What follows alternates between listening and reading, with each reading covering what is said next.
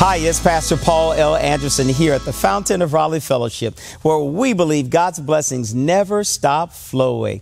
Oh, it is Worshipful Wednesday. I hope you're praising the Lord and thanking Him for all the wonderful things He's doing in your life and all the things He will continue to do in your life. Make sure you pause and worship Him and thank Him. Give Him glory and honor and praise for what a mighty God we serve.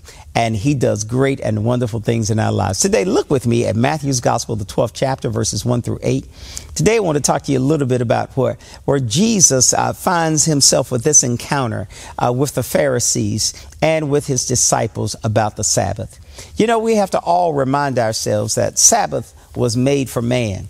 It was made as a time for man to pause. It was made as a time for man and humankind, for us to pause from all our busyness, give God praise, and to take a break from it all.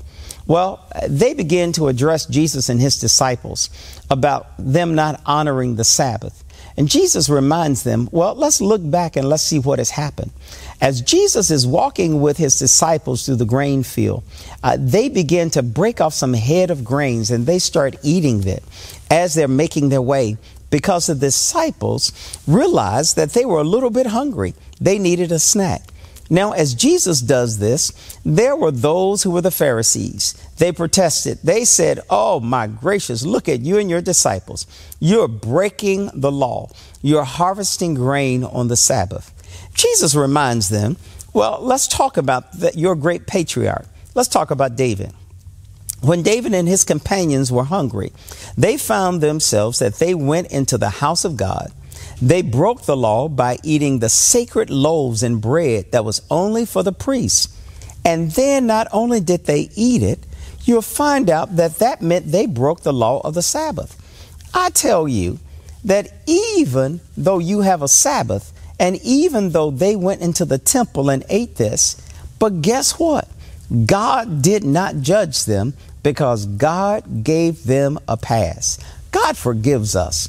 God wants us to make sure that we are not so religious that we do everything from a religious perspective and forget that it's all about a relationship. Well, the Sabbath was the day that God established for mankind, for humanity, to have conversation with one another, to get to know each other, to push away from work, and to pause and thank God, to offer Him praise and worship.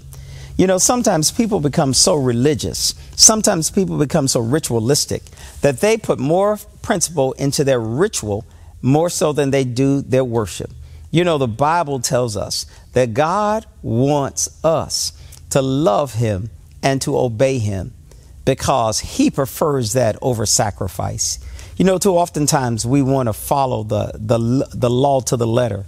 We want to make sure that we do all the things that way, but we have a bad spirit.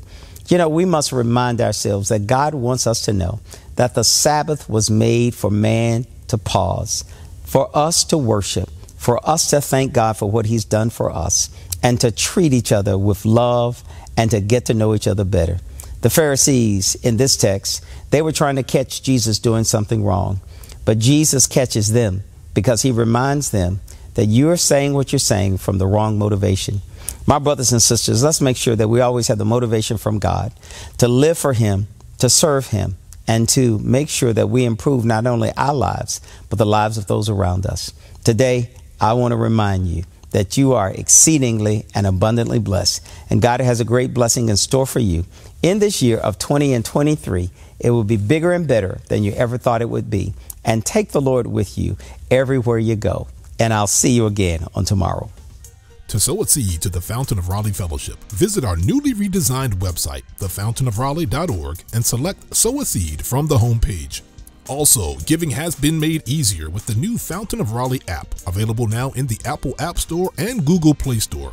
Download today, select Giving from the main menu, and then follow the directions to complete your giving through Subsplash.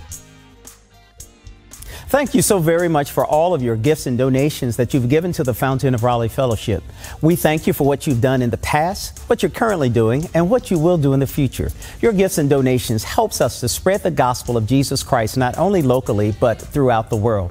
Thank you again for your gifts, and may God continue to richly bless you. It is here at the Fountain that we believe that we are exceedingly and abundantly blessed, and may you receive those blessings that God has in store for you.